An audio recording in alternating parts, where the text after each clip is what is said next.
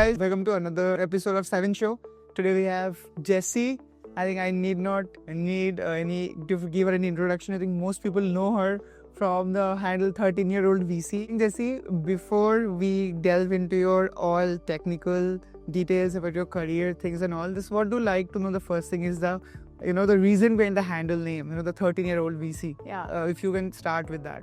So, the two most frequently asked question is one, what is the story behind my handle? And two is like, why do I have such a cool phone case? So origin of 13-year-old VC is I got into this space by first being a VC. And after a while, like a few months, I just realized, I think VC is a great first job and a great last job, but not anywhere between. But anyway, I was just like, also I look really young. So people were like, oh, are you, not like no jokes, but like even like 3-4 years ago, people were like, jokingly saying, are you 13? So I kind of just put the two most like annoying things together into like this handle called 13-year-old VC. And that's kind of like how I started, but initially as a joke, but I think somehow it stuck with people. So like these days I try to interpret it in a way where, because I'm really into longevity actually. So I think people will live until they're 150 years old. So your actual age is your current age divided by 2. And like 13, I'm 26, turning 27 actually. But it's kind of like so I just dox my actual age. But I think it's like, like 13-year-old VC in the way where you're having like a young beginner's mindset and be curious to learn. I think that's at least what the VC world taught me. And then like part of that story was I really want to be a builder, like whether it's being a founder or being early as part of the team, because I was actually also running hacker houses when I first joined crypto alongside the VC, because VC was funding me to go to different conferences, and I have these internet friends on Twitter and they're just reaching out saying, hey, like I'm going to ETH Denver, can someone host me and my friends? And I was like, hey, the VC is going to pay for this, why don't we just get a larger Airbnb? And we started getting this 3-bedroom apartment at ETH Denver, which we hosted 20 people in that 3-bedroom. It was very like peak bull market, but it was such like fun times where we got so many cool like young devs around that are building authentic things back then. And yeah, so like I started doing hacker houses, and then but that's more like a way for me to figure out what I want to build next. So I hope that I could have changed my handle into like 13-year-old builder instead of 13-year-old VC. But yeah, that's some of the backstory. Cool, awesome. I think that sets the context, Jessie. About where you are, started in crypto. And you did mention about you setting up hacker houses during the time where you were in college, where you started with setting up hacker houses for crypto, or you started building some products, talking with builders, or maybe just trading and made a few bucks and lost everything out of the way. What's your starting journey in crypto? Yeah. So before crypto, I was actually really into SaaS. I built my first SaaS startup when I was in college. And the idea was around the concept of open collaboration and how do you bring open source as a philosophy, a way for people to collaborate beyond software into, other areas in life. And that philosophy stuck with me, and that's actually how I went into crypto, because a mentor of mine was telling me, hey, if you want to like look into crypto, it's trying to scale trust. How do you build trustless, permissionless, censorship resistant type of world? So that's how I got into crypto, from SaaS and then into VC, doing hacker houses, and then became like a EIR at a different VC fund to try to start my own company or look for, I guess, other angles. And that's kind of like how I encountered restaking later on. But that's my journey. Yeah, I think talking about restaking, I think during the time when you started talking with restaking and the entire thing where I think you were one of the few initial members of EigenLayer core team and all. So I just want to know your story back then that staking was okay, fine. Ethereum came up with that. Every blockchain copied up. And yeah, it's a secure way to, run blockchains and everything, and more energy friendlier and all those things. Sriram popped out of, somewhere, and he came up with restaking, telling, hey, you can now use the same Ethereum security to, secure anything. And it was quite complicated, how Sriram has been, the tech behind the tech behind restaking and the philosophy. My question is how you got attracted towards it. Is it the philosophy behind what Sriram was trying to enforce, that hey, we will take Ethereum security, make it more programmable? Yeah. Or it was, hey, it's such a complex thing, and AVSS, which were can change a lot of things, you can focus on other new applications. Yeah. What was your why behind joining EigenLayer initially and contributing so heavily in the initial days? Yeah, I think I found a real gap basically so Zuzalu is like this network state community, and I was part of the first batch in Montenegro, where a lot of the Ethereum Foundation people came over. Justin Drake, Dankrat, Vitalik, they were all there. And it was interesting because back then, it was like bear market. People were talking about like ZK, some DeFi, MEV. This was in 2000? In 2023, I think, early 2023. Mm-hmm. Yeah, and essentially, like I was just like, all the meta that people are talking about, I'm not that interested. Like, what is like something that's net new, right? And I actually knew about EigenLayer from 2022, early 2022, April 2022 actually, but I never really got time to look into it. And I think it was around the early 2023 where Sriram produced a bunch of content where he was on podcasts, he was talking to A16Z, like with that A16Z video. I just like looked into it and I was like, oh, Sriram is like one of the only and first professors where I understand what the heck he's talking about. Because it's not some sort of really hardcore cryptographic primitives where it requires a lot of hard tech or math type of background, but it was more like from a game theory and coordination perspective, how Sriram was pitching it. And I started coming up with a lot of questions after hearing about Sriram pitching on these podcasts. And I brought that question into I printed out this 2-page booklet that contains all my questions, and I brought it to Dankrat and Justin Drake and Vitalik and these people. And what I realized is that took me maybe 3 days to listen and understand and propose these questions.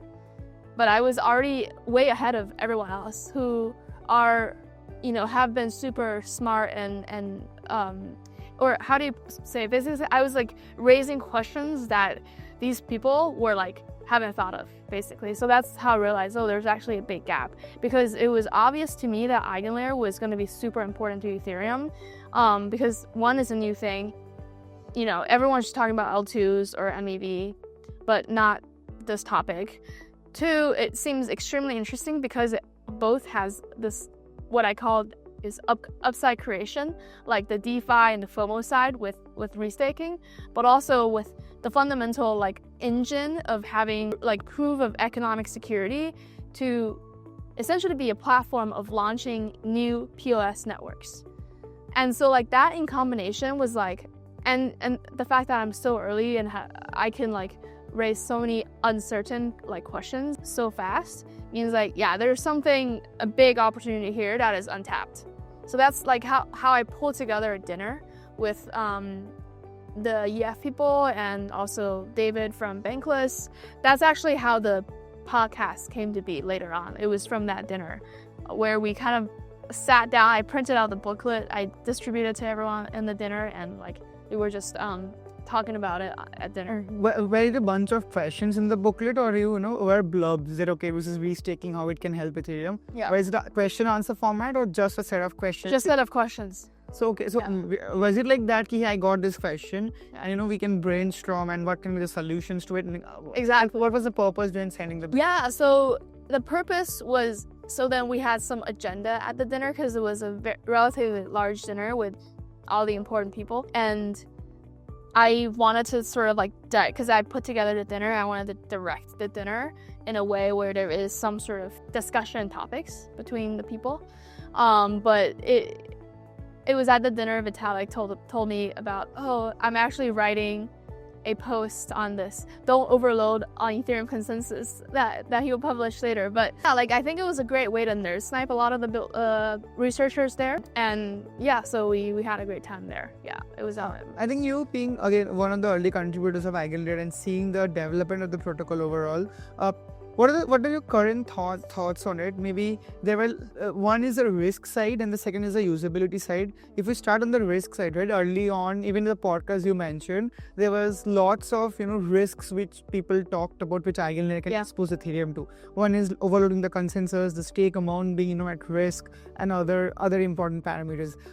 Do you think in the current context it's much secured and protected, or there are vulnerabilities which exist? Like, does EigenLayer still possess a threat in the Ethereum ecosystem, or those things have been mitigated and they have been in shielded way at current context? I think there is definitely risks with slashing people's asset, but I'm not sure if that's the direction that Eigen is going into. I think they're focused a lot more in like TEs, like using TEs to verify your apps or AI AI.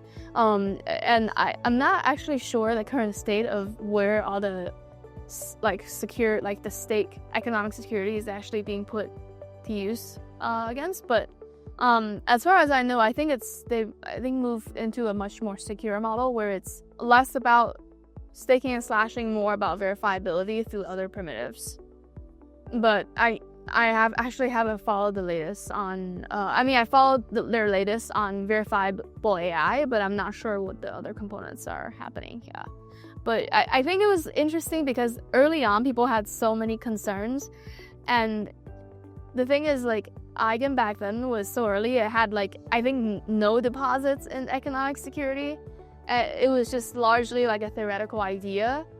And in order for all those risks to happen, many conditions have to be in there, like the first place. Like Eigen has to be wildly successful for risks to actually happen. So it was interesting how people were so worried so early on. But I don't think any of that stuff played out. Yeah.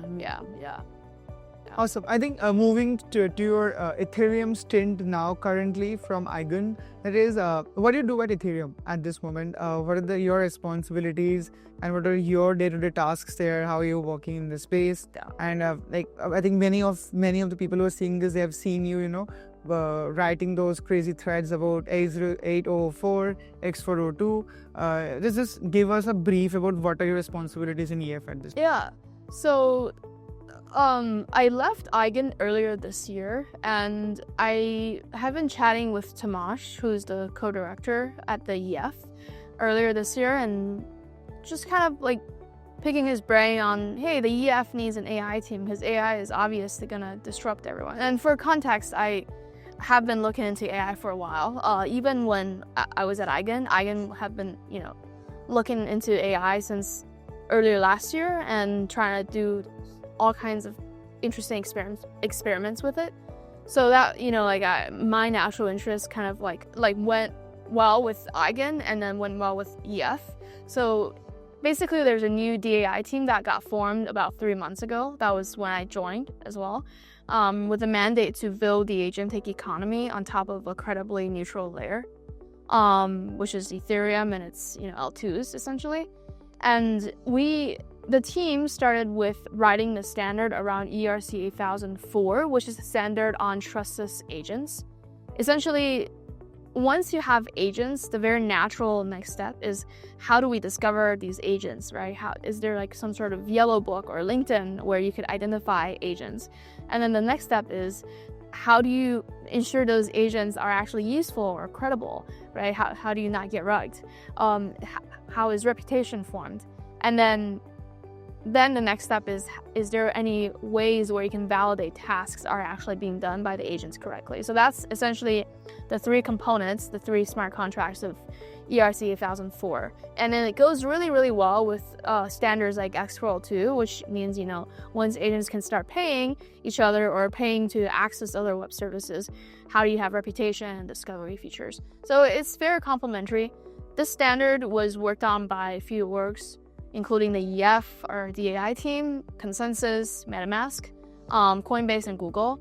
So it's, like a lot of the overlapping authors as well with x402. But my role has been setting to build an ecosystem in this direction where we have so many cool agent builders in Ethereum. How do we gather them and make sure that they're seen? Essentially, that's the key. Yeah. I think coming to both of these components, first started with x402. I think we saw a lot of buzz around x402 recently. Yeah. If you can explain x402 in simple terms with some maybe added technical components, how will you explain in maybe under 2 minutes?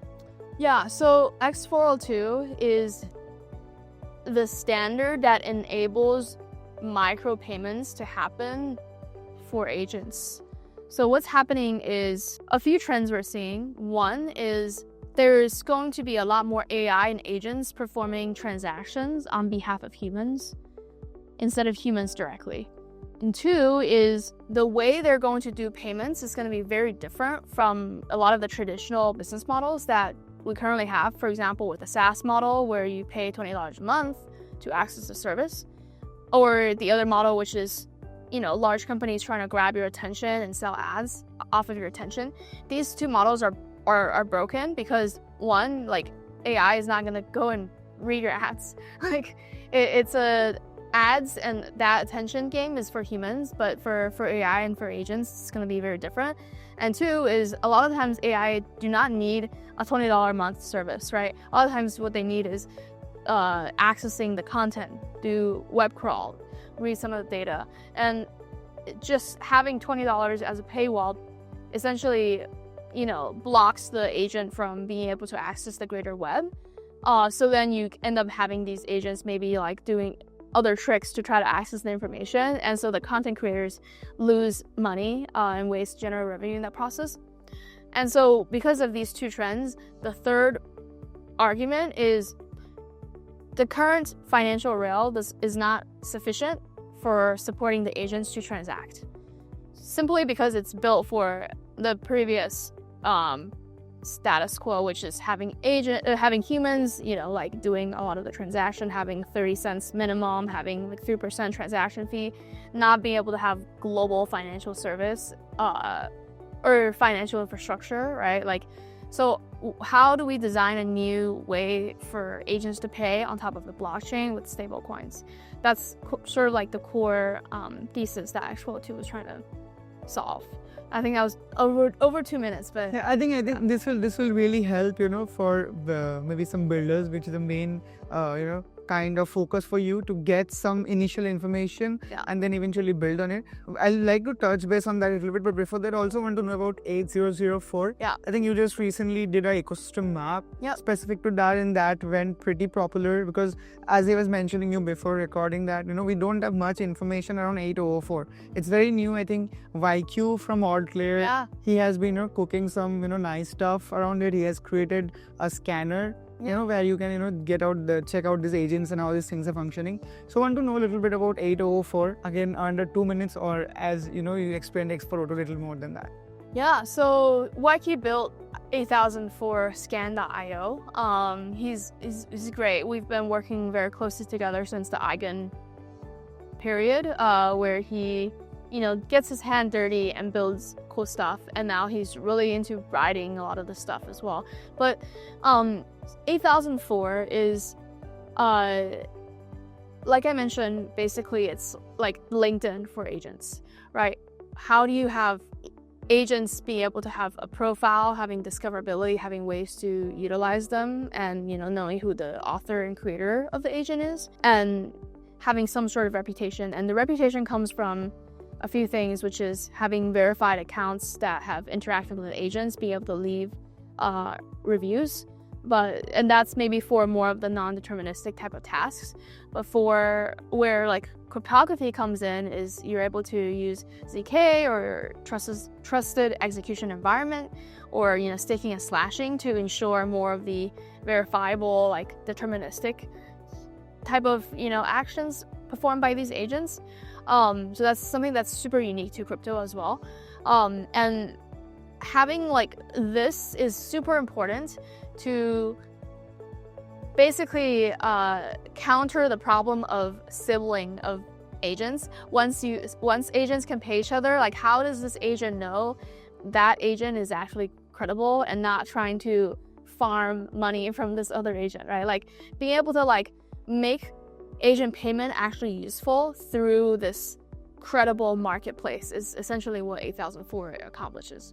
Yeah. So what I understand with all these initiatives, like both the initiatives, it's a approach to have a layer for agents where they can pay, where they can interact with each other and eventually have a economy model and ecosystem around each other, right? If it's a simple abstracted way of thinking about all the things you are working on. Yeah. So 8004 is the agent ecosystem, and x402 is how the agents interact and pay each other.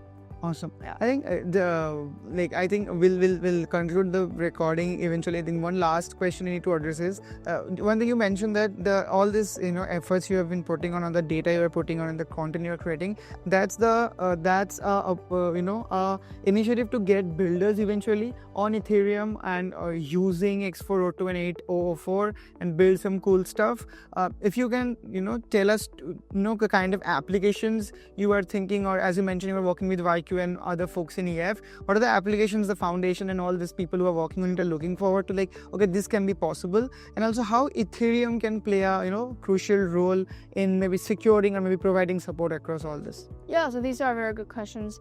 In terms of applications that we're seeing people to build right now, I think it's largely it's either people are building like platforms or frameworks for building agents, or like infrastructure for enabling like privacy in agents, wallets, storage, memory, context, or they're building like actual applications where, a lot of them are DeFi agents. How do I help you as the owner to balance yield and surface the best yield, avoid risks? There is some, agent builder that's trying to build it right inside your Claude terminal, where you can literally just talk to Claude and it would trade and perform, actions for you on the blockchain. There is a lot of like movement around. I think most application right now is still like DeFi agents based. But there's also like, I guess this would be part of the infra too, but like essentially having marketplaces to have data, like sell data in microservices and micropayments to agents. We see some of that as well. And then also like facilitators, which is like unique to x402's architecture, which the facilitator, essentially you could potentially do things like having policy for the agents. For example, I have $10 every day for the agents to be spent on XYZ service providers, or having like an escrow or underwriting function for the agents. Like we see a lot of different both infra side of things and application side of things playing out. I think right now we are still waiting for that one killer use case to come out. I think I might know some builders that are working on that killer use case to be announced by them, but I think we're so early that literally what got all this popular was because of meme coins. Like meme coins went like 100x or something. And it's like a great way for getting attention in the initial phases, but we're so early that I am still looking for that one killer app to form. And in terms of how the EF can support builders, well, we have the AI team, and EF internally has many teams. There's founder success, there's app relations, there's the grants team, there's I think the AI team is sitting uniquely across both research and also eco-dev, which most teams are either research or either eco-dev in the EF org chart, but for us it's like we're both.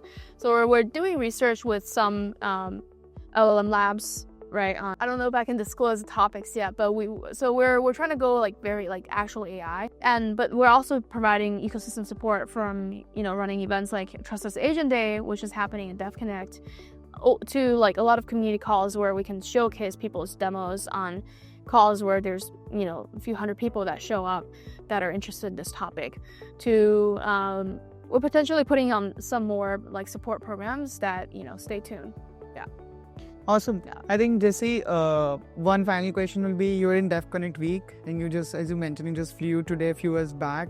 I think pretty great stuffs are happening here in the event main venue. It's packed, it's separate booth for everything. Yeah. Obviously, agents and the particular x402 and 8004 will be your key focus. But any other things you have in mind, like just to explore the city, just maybe hang out in Argentina, meeting your friends, what are you looking for in your visit, beyond work and beyond the agentic world you are in?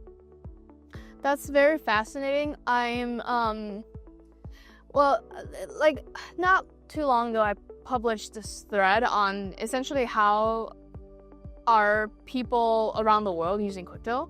And I think Argentina, alongside a few countries in South America and maybe Turkey and other places, are using crypto in real ways where, a lot of because the local currency inflation, it's been really maybe hard for some people, as well as I had a friend who's working on like a micropayment app on World that essentially help people get by the month before their paycheck comes in by having micropayments or microloans on top of blockchain.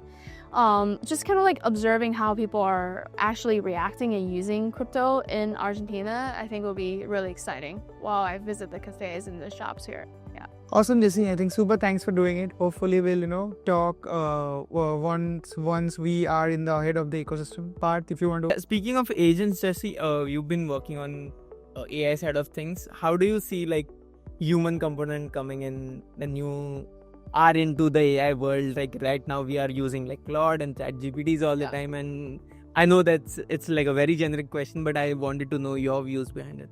So my view is, so I actually have taken a lot of CS classes when I was in school. I have like the basic knowledge of how programming works, but I haven't really been doing that for the past 5 years until Cloud Code came along recently. With I've been building a lot of like full stack applications with Cloud Code. So what I'm realizing is like, you are vibe coding with us as well, yeah? Yeah, absolutely.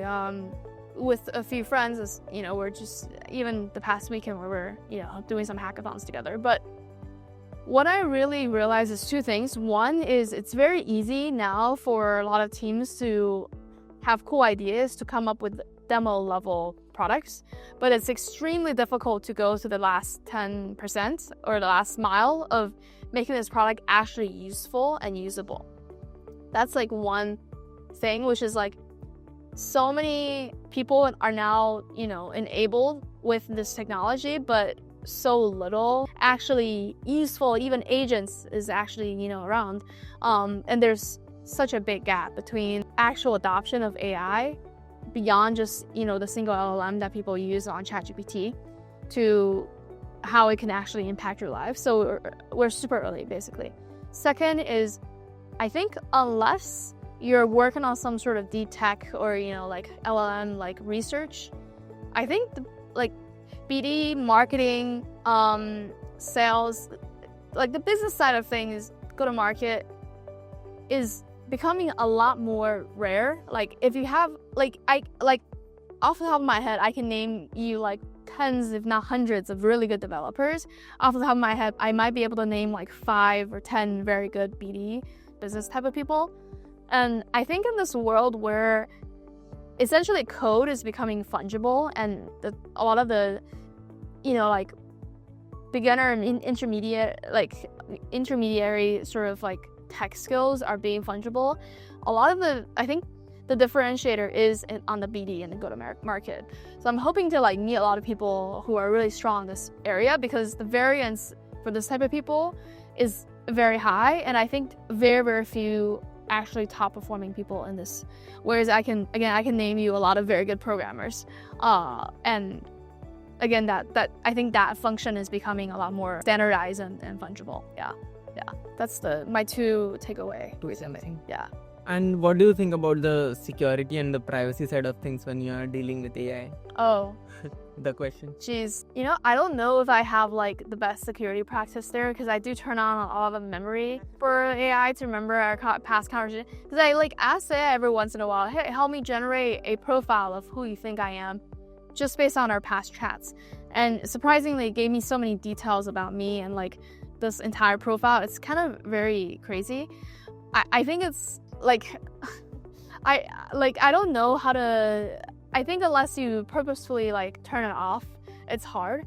I am seeing a lot of teams that are trying to work on like personal private AI, which, you can locally host that inference.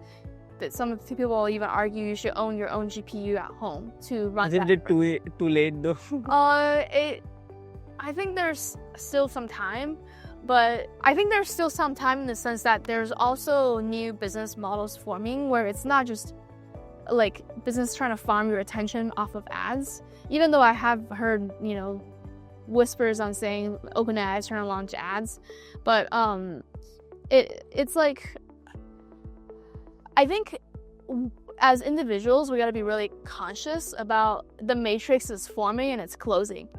Like I think many people are gonna be trapped in this matrix and bubble. Like once AI, AGI comes essentially, or even like now, I think a lot of people are already trapped by the modern technology. So having a lot of like practicing consciousness and awareness for yourself to like actively fight that is very important. But I don't know if I have really good tips at the moment to Got it. help you with it. And what will be the top 3 agents that you use on like day to day? That's exactly a question I asked all my friends. And the answer for me similarly is I pretty much Claude Code is the only agent that I use. I've tried Manus like a few months ago, but it didn't really work that well. And personally, I have not seen many really successful retail agent use cases.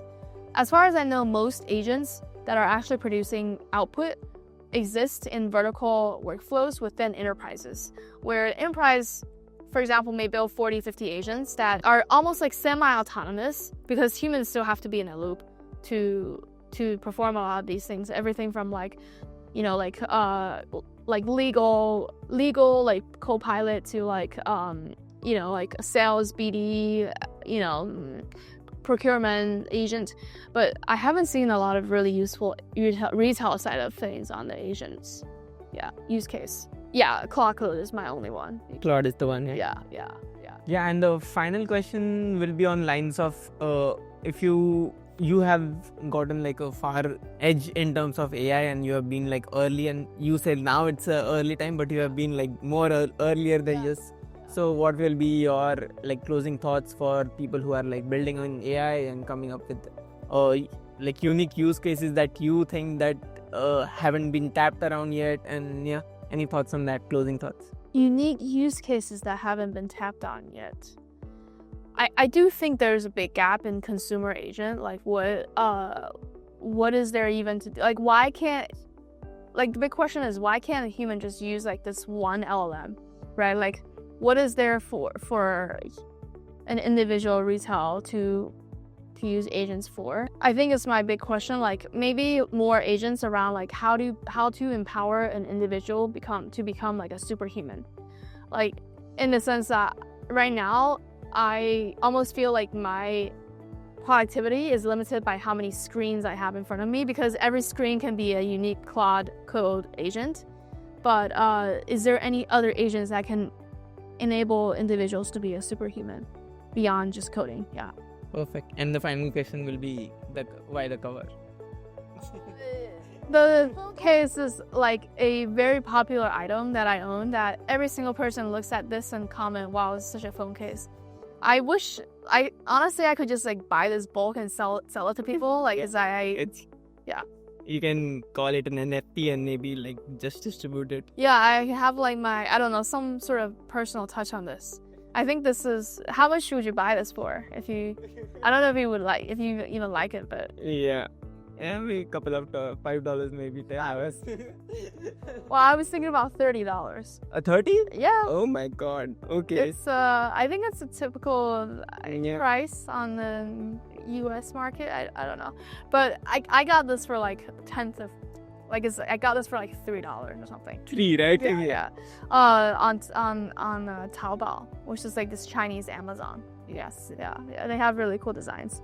Perfect. Thanks for doing this, Jesse. Yeah. And Thank you. we'll see more of AI content from you. Awesome.